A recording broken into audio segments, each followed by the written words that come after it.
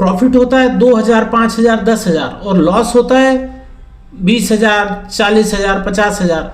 तो इस रेशो में यदि लॉस और प्रॉफिट होता रहेगा तो कितने दिन चलेगी कैपिटल? कितनी कैपिटल हो, लाखों करोड़ों जितने से भी काम कर रहे हो, एक ना एक दिन खत्म हो जाएगी यदि ऐसे 2-5 हजार प्रॉफिट में काटोगे और 50,000 लॉस तक बैठे रहोगे। तो लॉस की एक लिमिट रखना पड़ेगी कि अपनी कैपिटल कितनी और कितने लॉस तक हम बैठना है।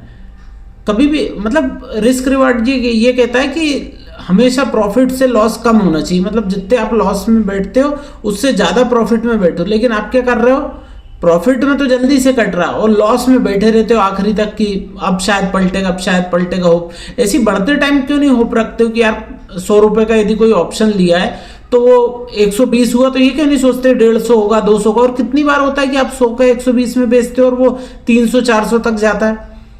तो जब तक ये नहीं कर पाओगे कि 100 की चीज 120 में बेचना बंद करो कि भाई 100 में ली थी 80 हो गई, लॉस हो गया, काट लिया। ये नहीं कि वो 100 की ली थी तो अब 2 रुपए तक बैठे रहना है और 100 की ली थी तो 105, 110 में बेच देना। 100 वाली को भी 200 तक रुको ना, जब 100 वाली को 0 तक रुक रहे हो।